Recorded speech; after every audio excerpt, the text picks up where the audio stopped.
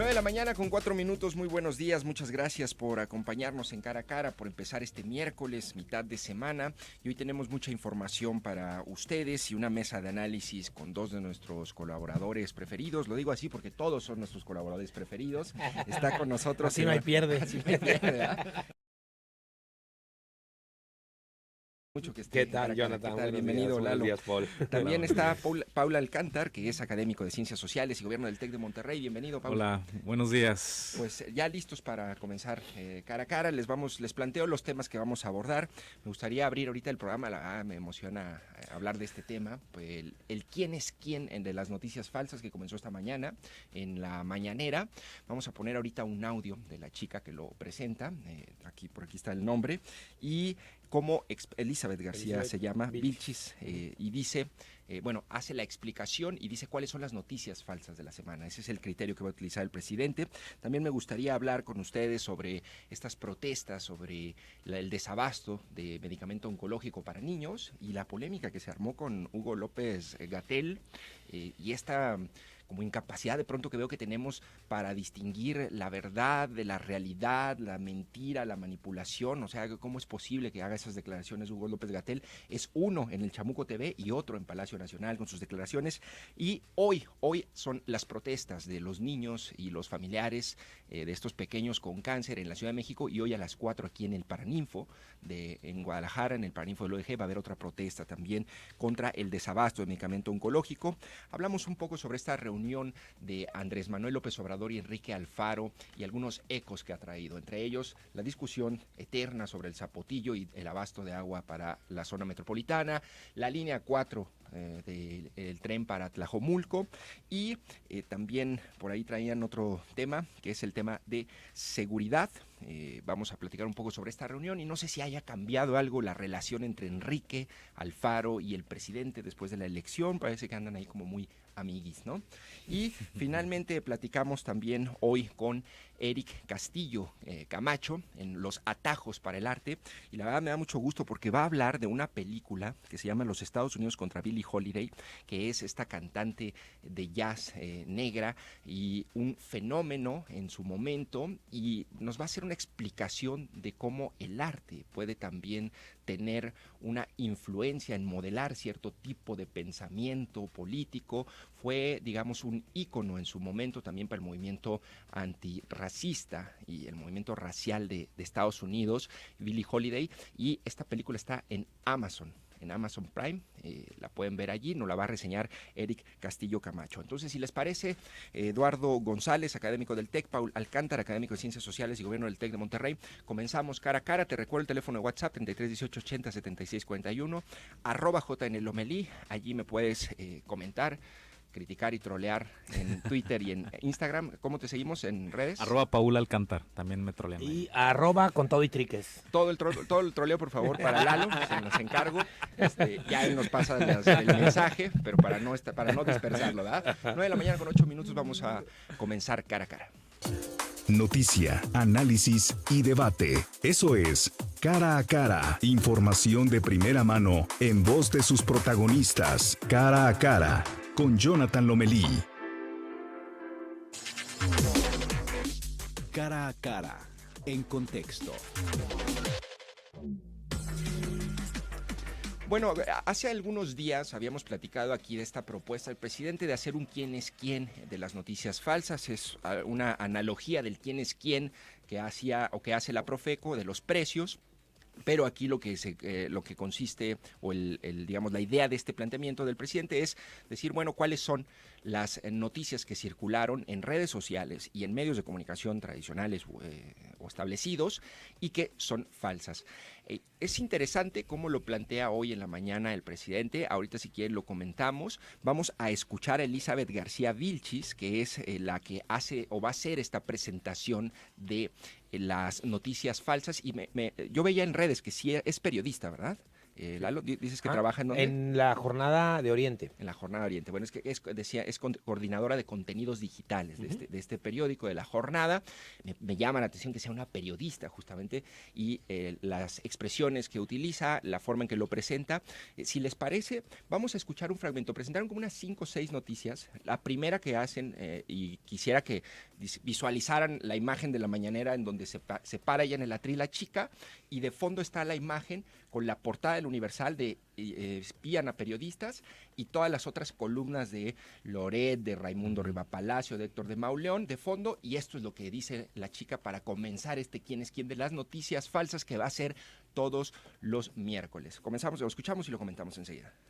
Una nota y columnas y primera plana que se tituló Espionaje a periodistas. A este le pusimos nado sincronizado a las personas que vamos a mencionar en esta nota en especial. Estamos pensando en inscribirlas a las Olimpiadas en la categoría de nado sincronizado. Seguramente va a ser medalla de oro. Nos traen la medalla de oro. Bueno, ahí está lo que nos dice después, explica y abunda un poco. Y lo que dice Elizabeth es que un día antes de esta primera plana del Universal, Javier, no es Tello, Javier, es el abogado Tejado. de Televisa, Tejado, Javier Tejado, publica una columna donde dice no hay padrón de telefonía y ya hay espionaje a periodistas, y al siguiente día aparece la portada, y dice ella, bueno, pues es una coincidencia ahí, de El Universal con todas el resto de columnas de los otros periodistas. A ver, así, esto que les acabo de decir es todo. Y ella dice, es falso. Es decir, no hay algún otro elemento donde digan, pues no. Es decir, no hay una argumentación. A mí eso es lo que me llamó la atención de este ejercicio, ¿no? Yo hubiera pensado que iba a haber una deliberación, aquí están las pruebas, es como, a ver, no, este vestido que tengo aquí no es blanco, es amarillo. Pero ¿saben qué? Este vestido está dentro de una caja y nadie lo puede ver. Entonces no me parece que haya un debate. Pero bueno, ese es mi punto de vista y por supuesto me sentí profundamente aludido y herido, ¿no? A ver, entiendo que los periodistas debemos hacer un mea culpa, que no hemos estado a la altura en muchos momentos, pero no puede generalizarnos. Ese es mi punto de vista para empezar. Pero a ver, ¿qué opinas de este ejercicio, Lalo? Bueno, creo que en principio, si tomamos en cuenta la historia reciente de nuestro sistema político mexicano, nos podemos dar cuenta cómo el periodismo, de manera general, unos más cercanos al poder y unos más alejados del poder, pues se han como asumido el único poder y la única capacidad para señalar lo que el gobierno hace bien o hace mal. Okay. Y cuando los gobiernos reaccionan a notas que, independientemente de la calidad de ellas y del contenido que tengan, reaccionan en términos de no me parece, no estoy de acuerdo, entonces creo que las periodistas y los periodistas muestran que también tienen la piel bastante sensible.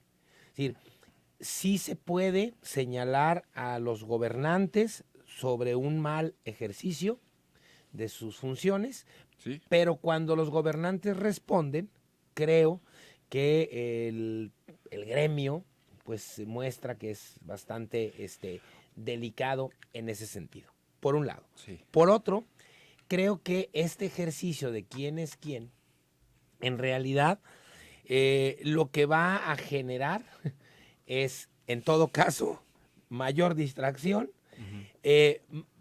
una serie de comentarios durante todo el día. Por un lado, el gobierno diciendo eso que salió en el Universal y las columnas no es cierto, y los columnistas y el periódico diciendo sí es cierto, y poniendo pruebas cada uno sobre la mesa, que al final creo que podrían arrojarnos mayores elementos para que como lectores podamos determinar si lo que publica un medio es o no verídico, si tiene que ver o no con la realidad. Lo mismo que lo que dicen los gobiernos sobre la realidad en el país, que a veces dicen cosas que no coinciden. Entonces, bueno, pues yo creo que al final del día podrá ser un ejercicio que, además de publicidad, nos podría arrojar luz sobre este asunto. Oye, ¿no? me interesa sobre este punto. Mi reclamo es la calidad de la respuesta Sí, del claro. presidente. O sea, si tú ves el ejercicio, ahorita pusimos un pedacito nada más, a ver si ahí ahorita se puede, como el resto que hay en la argumentación, pero es que está esta noticia y es falsa. ¿Ok? Es decir, mi reclamo un poco es la calidad. Si tú haces un ejercicio bien hecho periodísticamente, pues tú debes tener parte y contraparte, debes buscar a los involucrados, a los afectados, a los beneficiados, debes buscar información documental, debes indagar sobre el contexto, sobre la historia de lo que estás reportando. Me parece que ese ejercicio sí es virtuoso, sí es necesario y a mí me parece, digo, esta nota, no sé si la leyeron del espionaje, me parece que, a ver, la calidad es lo que yo reclamo un poco, ¿no? Y si esa va a ser la calidad del quién es quién, yo estoy de acuerdo con eso. Pero a mí me parece, si escuchan ustedes la presentación, hay una descalificación constante, una especie de adulación constante a la figura presidencial. A mí eso es lo que me incomoda, me parece, no sé, Paul.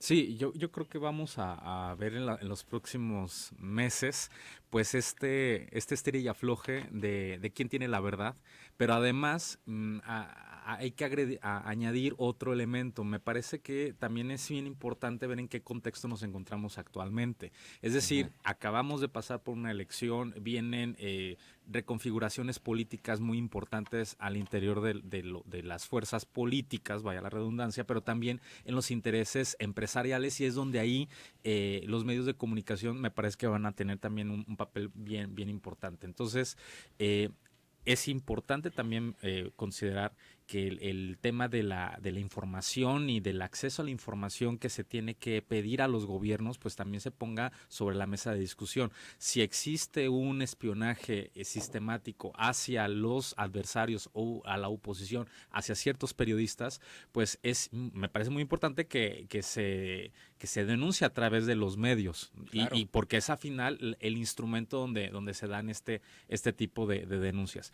Sin embargo, también creo que los medios de comunicación deben jugar un papel muy responsable y no colocar toda la responsabilidad hacia ciertos columnistas que me parece que han sido más que proactivos en pedir la información o una denuncia concreta para que el gobierno le baje a estos niveles de espionaje, sino que han sido figuras más políticas y politizadas como parte de una estrategia de golpeteo, golpeteo periodístico que se traduce a un golpeteo más político. Entonces, creo que nunca habíamos visto algo así, ¿no? Es algo nuevo. Nos tiene aquí platicando, nos ha puesto a hablar creo de lo que quiere. por supuesto, y me parece una muy buena estrategia política del presidente Tremenda. de ahora, pero bueno, vamos a tener mucha conversación ahí de Ahora, de estos creo puntos. creo que es importante también, ahorita que te escuchaba, Jonathan, decir, bueno, es que la calidad no fue la adecuada. Yo traigo a la mesa las reflexiones que hacíamos justamente aquí en este programa, cuando empezó el gobierno de la 4T con las famosas consultas, donde la gente se quejaba de que no tenían calidad, que estaban amañadas, que estaban pues con línea, etcétera. Y yo insistía en muchos espacios que lo que había que hacer en todo caso era mejorar las consultas y no suspender las consultas. Creo que de las primeras que se levantaron a esta próxima que va a organizar el INE, hay una distancia en calidad importante entre lo primero que se hizo y lo que se va a hacer en días siguientes. Lo mismo traigo a cuenta de esto que tú mencionabas, es decir, creo que el ejercicio al final nos puede arrojar como ciudadanos información mucho más certera, tanto de los gobiernos como de los periodistas, porque seríamos muy inocentes si suponemos que algunos periodistas y algunos gobernantes, ¿verdad?, no tienen pues sus propios Su interés. interés, y que además eso tampoco, siempre y cuando sean honestos, legítimos, pues, no tiene nada de malo. Entonces yo creo que al final este ejercicio con una mayor calidad. Bueno, hoy fue la primera semana. Creo que sí nos puede arrojar información interesante. ¿Le tienes fe tú al ejercicio? Sí, sobre todo porque me parece que hay una cosa que no podemos olvidar. Los medios no hablan de lo mismo. Y cuando hablan de lo mismo, no dicen lo mismo.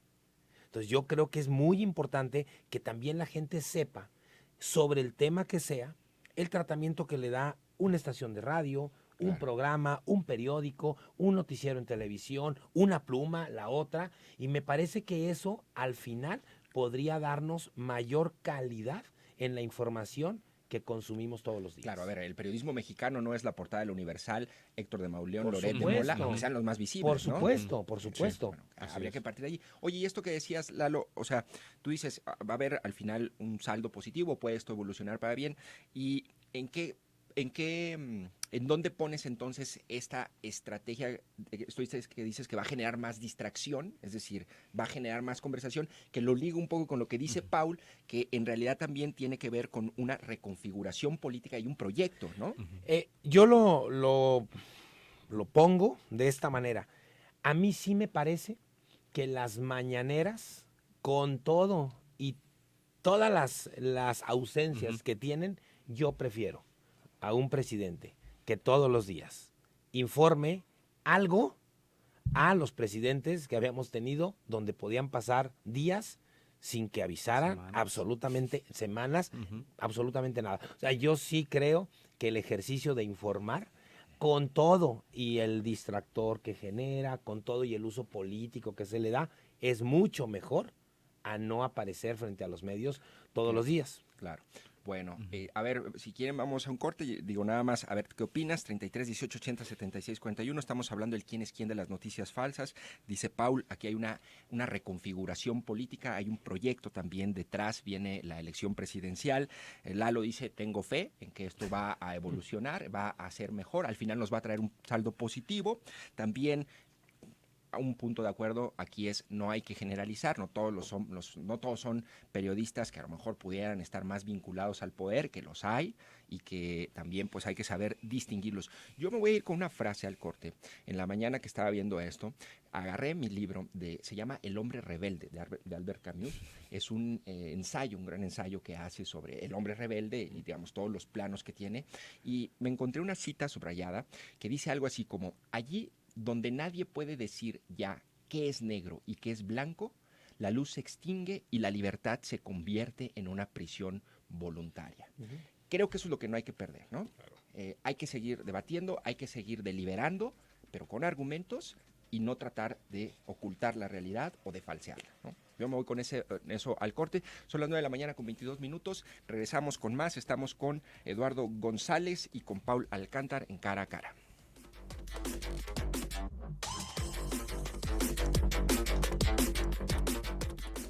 ...91.5...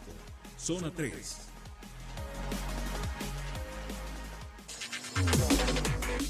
Cara a cara, en contexto. 9 de la mañana con 24 minutos, seguimos aquí en Cara a Cara y seguimos en el corte. Si nos sigues aquí por redes sociales, en Facebook, platicando sobre el tema, lo que sí coincidimos es que es una genialidad esta estrategia del presidente, el quién es quién de las noticias falsas. Miren, aquí nos tiene hablando de ese tema y comentando todos ustedes en WhatsApp. Dice aquí, me gustó un comentario que menciona aquí Richie, dice, debería empezar con, buen día Richie. Jonathan, buen día. El quién es quién de las mentiras debieron empezar con López-Gatell. ¿Verdad? Esa es muy buena, ¿no? Que es justamente nuestro siguiente tema. Tenemos un audio sobre este tema de López-Gatell. Te pongo el contexto brevemente.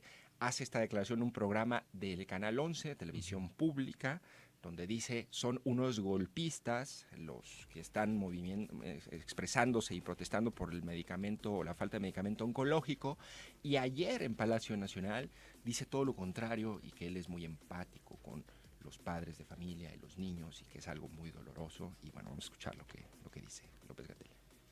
Buenas tardes, soy mamá de José Santiago. Hola, soy José Santiago, paciente de oncología. Ayúdenos a que el milagro ocurra en Oaxaca.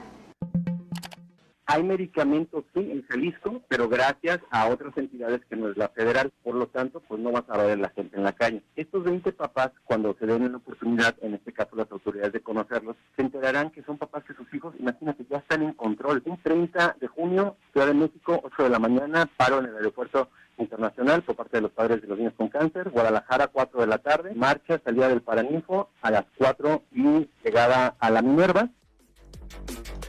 Bueno, perdón, ahí era Alejandro Barbosa de Nariz Roja y una madre de un pequeño con cáncer. Pero bueno, a ver, creo que volvemos ahorita a esta misma discusión de pues cuál es la verdad detrás del desabasto de medicinas para niños con cáncer. A ver, Paul, tú has visto las declaraciones de Gatell, Sí. hoy va a haber una protesta.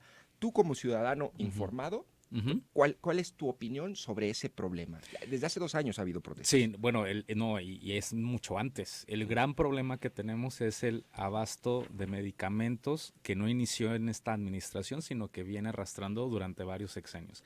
Y esta es una consecuencia que ha tenido la aplicación de una política de reestructuración del Sistema Nacional de Salud, que evidentemente ha tenido muchísimas consecuencias. Una de ellas es la falta de medicamentos, pero no solamente contra el cáncer. También vemos que hay otros medicamentos que han sido hay mucho diabetes, desabasto para diabetes. retrovirales, ¿no? Sí. Por ejemplo, para a quienes están atendiendo para disminuir los efectos del VIH. Es decir, me parece que esta es una consecuencia de varios años, varias décadas de un sistema de salud abandonado. Eso por un lado. La otra cuestión sobre las declaraciones de Gatell, yo estuve leyendo, bueno, vi directamente en Chamuco TV como las declaraciones del subsecretario, y a mí me parece que lo descontextualizan, porque al final lo que él plantea es, a ver, hay una denuncia legítima de niñas y niños, padres que están buscando sus medicamentos, pero lamentablemente esas declaraciones la toman grupos de interés. No, o sea, lo que dijo hoy en la mañana fue lo que dijo en Chamuco TV. Yo no vi que hubiera una descontextualización o un cambio de opinión, un doble discurso. Yo lo que escuché de Chamuco TV y lo que escuché hoy en la mañana es que dice, hay grupos de interés que están utilizando esta desgracia para movilizar sus proyectos, sus intereses, porque al final lo que está ahorita en cuestión es el tema de la proveeduría de medicamentos. Entonces me parece que aquí volvemos a poner el tema de cómo las víctimas al final son sacadas del centro del verdadero debate y volvemos a tener estos conflictos que son de intereses económicos que superan obviamente a las propias víctimas y obviamente también a los proyectos Oye, de Paul, gobierno. pero es que sí dice, no hay desabasto. Eso ¿cómo descontextualizas bueno, eso? A ver, sí. No, pero él niega el problema. No, a ver, no es que, bueno, a ver, aquí la cuestión es, no es que lo niegue. Al final lo que él está poniendo sobre la mesa es, sí existen algunas, rezagos en la distribución de medicamentos, pero al final pues se está tratando de atender. De hecho, el día de ayer el presidente había comentado que había ya tenido 24 medicamentos que ya había conseguido el gobierno federal y que todavía existían 4 medicamentos que el gobierno de Japón y los científicos japoneses iban a poner todavía como para distribución. Entonces, me parece que aquí hay una gran descontextualización y no hay que perder de vista pues cuáles son estos intereses económicos que sí se ven afectados con estas nuevas decisiones que está realizando el gobierno federal. Me parece muy bien que dividas estos planos, ¿no? Es decir, una cosa son... pero a ver, lo que sí estamos de acuerdo es que hay desabasto. Sí, de hecho el presidente lo reconoce. Eso sí es un hecho, ¿no? El presidente de la mañana ayer dice, hay desabasto. La otra ya es el tema más político y económico, ¿no? Porque uno de los argumentos de la 4T había un monopolio tremendo de 3 grandes farmacéuticas que hacían completamente el negocio y muchas veces como intermediarios, ¿no? Pero a ver, ¿cuál es tu lectura? ¿Tú coincides con Pablo? Sí, yo creo que coincido con lo que menciona Paul, y para no repetir, me pongo en otro escenario. A mí me parece que es necesario que la 4T explique de manera mucho más clara, porque lo que ha hecho hasta ahorita, pues parece que no ha quedado así, claro, ante la sociedad. Al menos 2 o 3 cosas. La primera, el sistema de salud roto, deshecho, que recibe, porque por lo menos desde mediados de los años 80 a la fecha, la política de los gobiernos federales ha sido reducir el recurso para todo el sector salud. Y esto tiene una implicación en, por supuesto, los medicamentos y los espacios de atención. Eso me parece que es muy importante.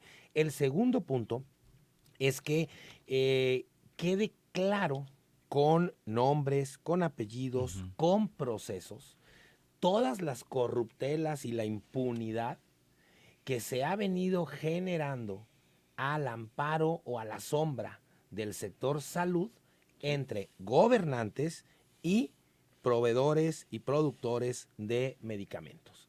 Sí. Y el tercer elemento me parece que es el que explique de manera muy clara la dinámica en la estrategia para llevar esos medicamentos a la sociedad y que además, ahí creo que habría que hacer un ajuste. Yo estoy de acuerdo en que se combata esa corrupción, esa impunidad y que se corte de tajo ese maridaje que había. Pero también me parece que es necesario que de manera paralela el gobierno federal haga lo que se tiene que hacer para no suspender los medicamentos hacia la población, ¿sí? Son 2 vías diferentes, pero que se afectan mutuamente. Yo creo que esto que estoy planteando aquí me parece que ayudaría a la población a entender cuál es el proceso. ¿Por qué? Porque si nosotros escuchamos o leemos una parte de la población, pareciera que es una cuestión así como perversa del gobierno federal de no les voy a dar medicamento a los niños. Y eso me parece que no es. O sea, eso está totalmente alejado de la realidad. Yo creo que el asunto del problema de los medicamentos que no están llegando no es porque ni el presidente ni el secretario de Salud se levante un día en la mañana a decir no les voy a dar medicamentos. Yo creo que eso responde a otras lógicas que me parece que hay que explicar. No creen, digo, entendiendo que pueda haber esta lectura, Lalo, pero a ver, lo que se ha planteado, lo que dicen los líderes farmacéuticos, es decir, de estas asociaciones, propio Nariz Roja y todo esto, lo que dicen es que el problema es la ineficiencia del gobierno. Yo puedo tener una muy buena intención de acabar con la corrupción, pero acabé, mientras tanto, con las medicinas. Es decir, no garanticé un mecanismo de abasto. Tan es así que seguimos intentando comprarle la compra esta consolidada a UNOPS, ¿no? Entonces, ¿no ven allí más bien? Está bien, concediendo que quisieran combatir la corrupción, lo que está habiendo como consecuencia es ineficiencia, falta de previsión, porque en efecto resulta que, pues con corrupción y todo, si es que la había, pues había medicamentos. Lo que hiciste fue, pues no prever un mecanismo para abastecerte una vez que ibas a boletinar y a congelar a estas grandes farmacéuticas. Y a mí me parece que ese es el sello de la casa, ¿eh?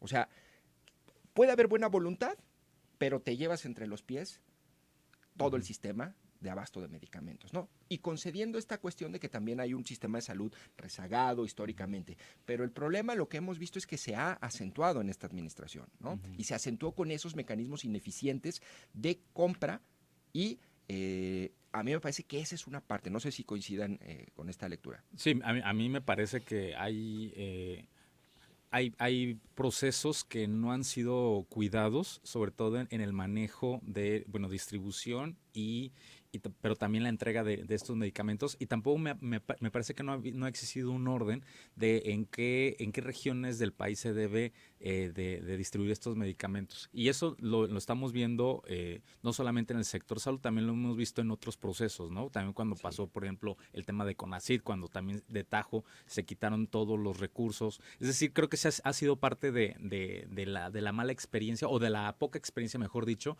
de algunos... El desabasto de gasolina, ¿te acuerdas? Pero el desabasto de gasolina Gasolina fue distinto, porque ahí sí el gobierno sí previó la compra de pipas, cuando sabía que, bueno, cuando estaba esta tentación de quitar a Romero de Champs y decir, bueno, si lo quitamos va a colapsar la operación de la distribución de gasolina. Me parece que sí ahí existe una ineficiencia operativa, y ahí sí coincido totalmente, pero eso lo tiene que comunicar el gobierno. Ese creo que es una gran falla del gobierno federal, y si eso lo mejorara, me parece que entonces no estaríamos discutiendo ahorita sobre estos temas. Claro, mientras tanto iba a haber una protesta. Claro, no, y totalmente legítima, ¿no? Y en el aeropuerto van a estar hoy en la tarde en la Ciudad de México y aquí en Guadalajara, ¿no? Bueno, tenemos muchos comentarios del auditorio. Si gustan, vamos a un corte y regresamos para leer la mayoría y seguir comentando los temas aquí en Cara a Cara. Está con nosotros Paula Alcántara y Eduardo González. Ahorita me están informando que ya salieron ahorita en el quién es quién de las noticias falsas. Bien. Muy bien. Eso ya. Con Vamos subiendo. Manuel, Va subiendo el rating. Imagínate qué reflector sería ese, ¿no? claro, Al rato, Eduardo González, analista del TEC. ¿Quién es bueno, quién, no? ahí. Bueno, vamos a un corte. Vamos. Eso es broma, no salieron nadie. Aquí solamente noticias fidedignas y análisis informados. Vamos a un corte y regresamos con más en Cara a Cara.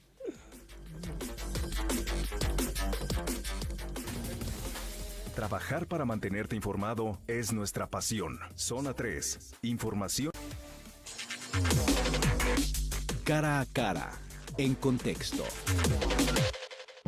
Pudimos avanzar en algunos acuerdos que van a ser afinados y revisados el próximo martes en una reunión que vamos a tener con una parte del gabinete del Gobierno de la República y con una parte también del gabinete estatal para poder desahogar algunas cuestiones en materia de seguridad, de agua, de infraestructura para transporte público, de infraestructura carretera, en fin, creo que fue una agenda muy amplia y la verdad es que con el presidente una vez más tuvimos una reunión muy cordial, con mucha apertura de su parte, pudimos poner sobre la mesa temas, nos hablamos con franqueza, como siempre lo hemos... 9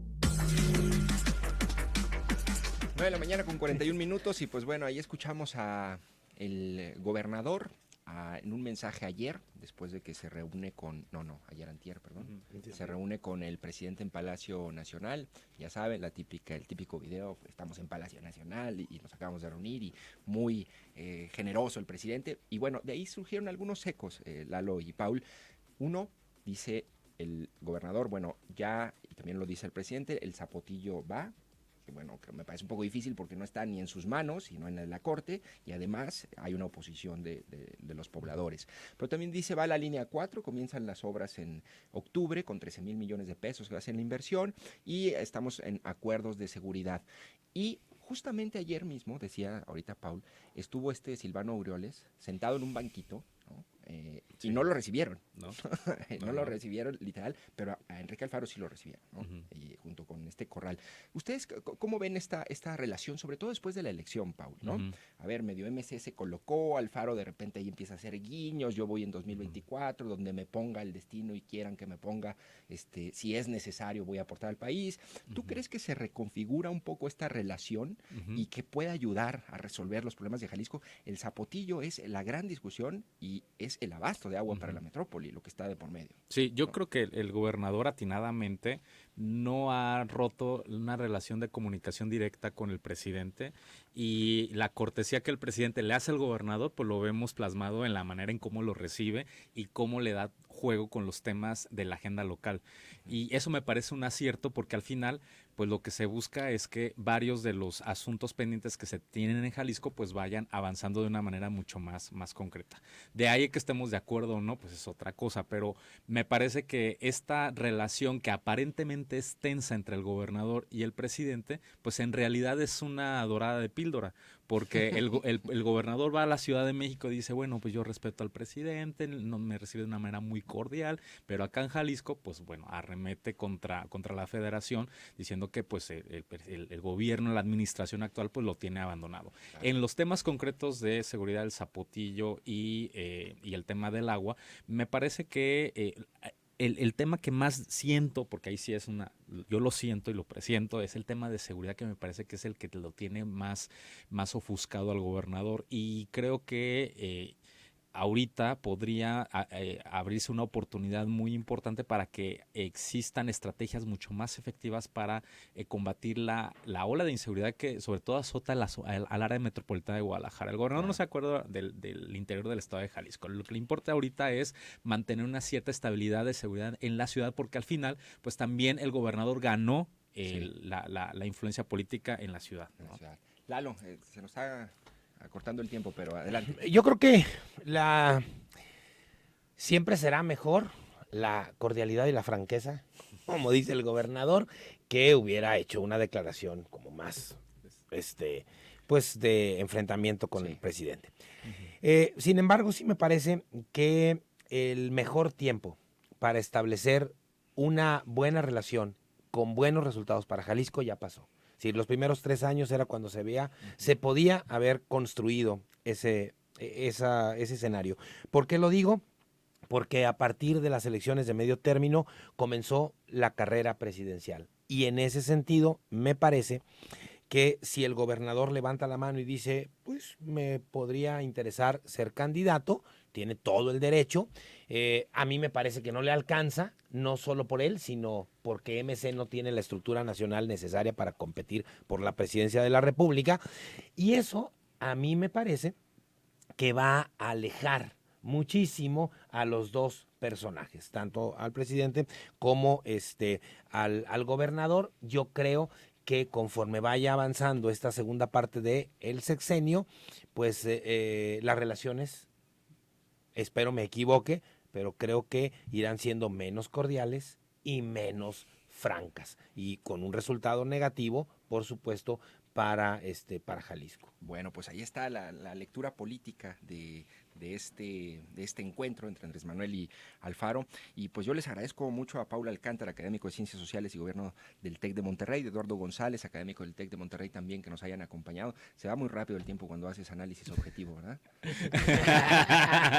Se van a agarrar en quién es quién. Ahorita les voy a pasar los mensajes que les tocan aquí del auditorio para repartir. Ahí lo mandas por DM. Bueno, un saludo, gracias. Bueno, muchas gracias por haberme acompañado. Saludos. Con 47 minutos, vamos a un corte y regresamos con Eric Castillo Camacho para hablar sobre esta película Los Estados Unidos contra Billie Holiday y en los atajos para el arte.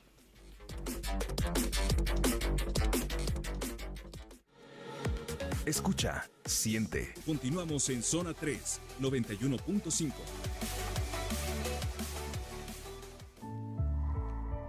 Atajos para el arte en Cara a Cara.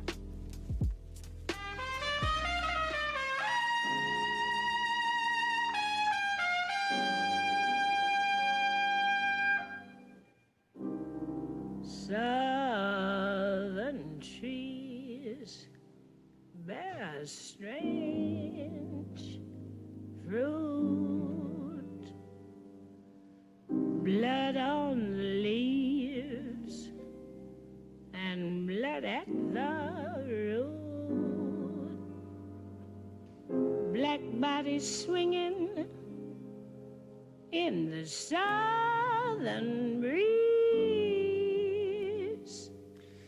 Bueno, allí escuchamos a Billie Holiday, de quien vamos a hablar, esta canción Strange Fruit,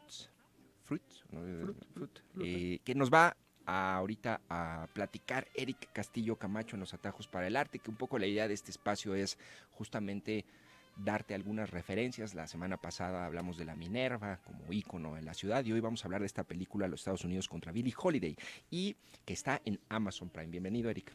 ¿Qué tal? Buenos días, Jonathan. Pues a ver, cuéntanos qué acabamos de escuchar, de qué nos qué nos puedes platicar de esta película. Claro, bueno, también buenos días a todo el auditorio. Bien, ahora hablaremos, como comentas, de cine y particularmente de la película Estados Unidos contra Billie Holiday.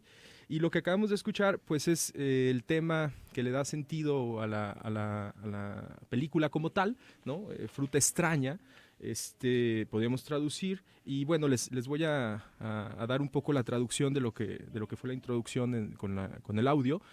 Sería algo así, ¿no? Fruta extraña, árboles del sur que dan frutos extraños, sangre en las hojas y sangre en las raíces, cuerpos negros balanceándose en la brisa del sur. extraña fruta colgando de los álamos, ¿no? Eso sería un poco la traducción de lo que escuchábamos.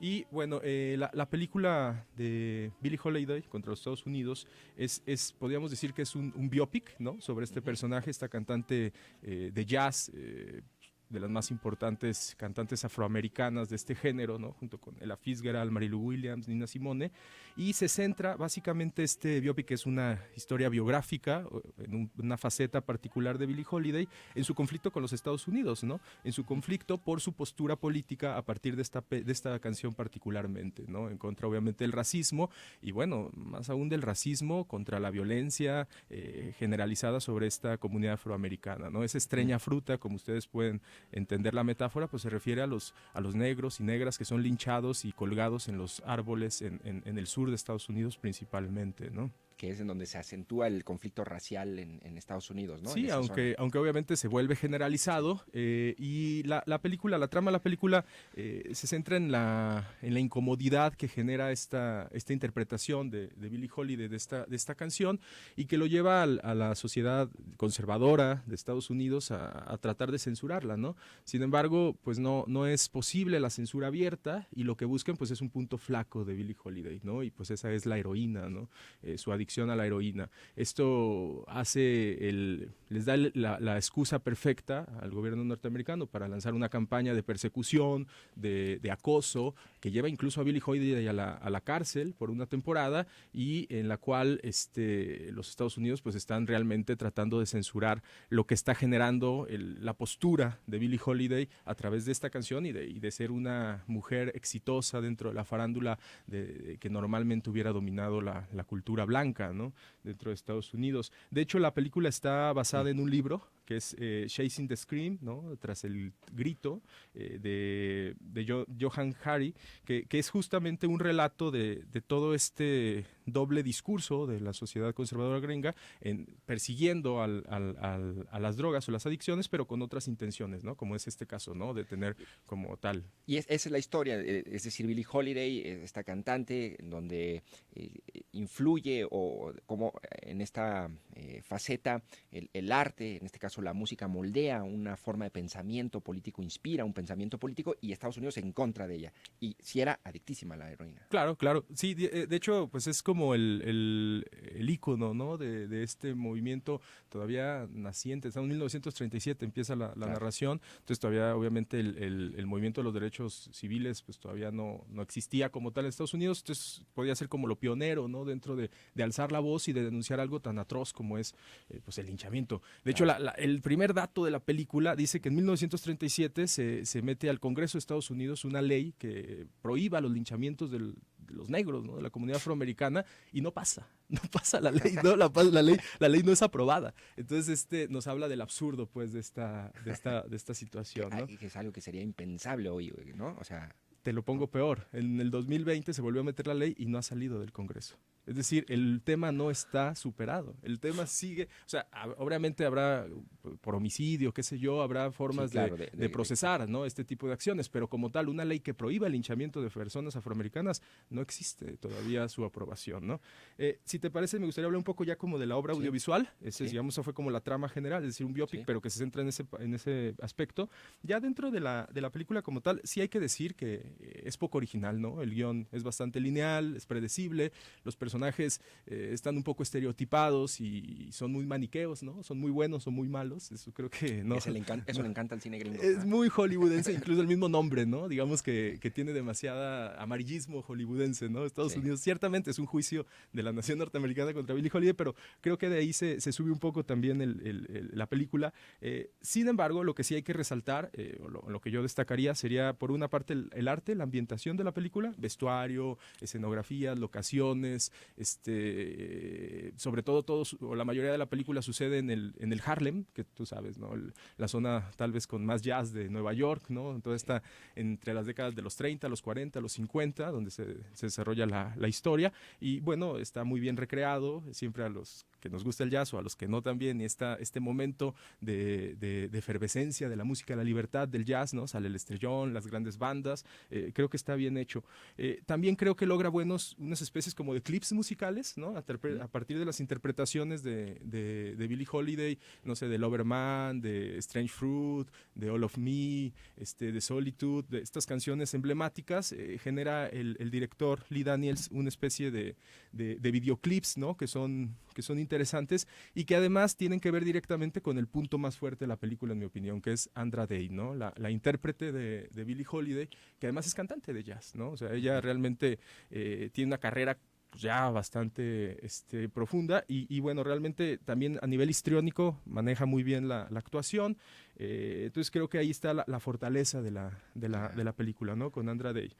Ya dentro de los otros personajes, brevemente, para ir cerrando, Lee Daniels, un director que lo recordamos por Preciosa, ¿no? Precious de 2009, claro, también con el tema con el tema de la denuncia social de una mujer afroamericana obesa que sufre violencia, exclusión, etcétera. Y Trevante Rhodes con Moonlight, ¿no? Luz de Luna, ganó el Oscar 2016, mejor película, ¿no? Que también de denuncia de la comunidad afroamericana. Entonces, podríamos decir que en general se conjuntan una serie de personajes o de actrices, directores que tienden a denunciar el problema de los afroamericanos y sí es como un tema de agenda, pero creo que sigue siendo vigente, ¿no? O sea, lo vemos con las manifestaciones recientes, con los casos de abuso de poder, etcétera. Entonces creo que vale la pena. La incomodidad de los gobiernos, ahorita hablábamos en el primer bloque de la mañanera y su quién es quién de las noticias falsas y diciendo los medios atacan al presidente. A ver, la incomodidad de los gobiernos con la expresión del arte politizado, ¿no? Claro. Con contenido como político, un vehículo, ¿no? Como una herramienta de denuncia, ¿no? Sí. Y de denuncia puede ser de racismo, pero también, por ejemplo, en nuestra esfera de clasismo, ¿no? O de violencia de género, etcétera, ¿no? Entonces, creo que sigue siendo vigente y bueno, es una oportunidad de acercarnos. Oye, nada más, recomiéndanos, ¿cuál álbum y cuál canción así tú te clavas y dices, estas me encantan? Híjole, bueno, Loverman, bueno, para mí es tal vez mi canción favorita y hay un álbum que se llama Loverman, pero la interpretación que hace Billie Holiday de Loverman y desde luego Strange Fruit, digo, hablando ya del tema político, ¿no? Tenemos que meternos. Sí, ¿querías? Sí, quería hacer una última mención, digo, al margen de esta recomendación musical y audiovisual, bueno, hacer una mención de algo de Antonio Helguera, ¿no? Gran monero, caricaturista, crítico, político, bueno, se nos fue el viernes pasado, muy joven todavía, y bueno, a mí en lo personal, todos los chamucos, ¿no? El Fisgón, Ríos, Helguera, Patricio, Hernández, etcétera, desde la prepa, a través de su revista El Chamuco y Los Hijos del Averno, generaron en mí un pensamiento crítico, y bueno, pues ahora que tiene su partida, el viernes se hace un par de trabajos ahí de homenaje en Canal 22, y bueno, acercarse a sus cartones, al legado que nos deja, y pues siempre es reconocer el arte y la calidad local, y sobre todo el pensamiento crítico, ¿no? Y creo que, me quedan 30 segundos, pero creo que el punto aquí clave, Eric, es el arte también puede ser un vehículo para el pensamiento político, e inspirar el pensamiento político. Y tenemos de frente a héroes, no sé, un Miguel Hidalgo ahí en la plaza, pero el arte, la expresión musical, los cartones, en este caso, el humor, el humor en general también puede serlo, y ese es creo que el gran punto que tocas. Te agradezco mucho que hayas estado aquí, Eric. No, al contrario. Eric Castillo Camacho con Atajos para el Arte. Nos escuchamos mañana a las 9 de la mañana. La información al momento en Canal Continental de Noticias. Bienvenidos a las 10 de la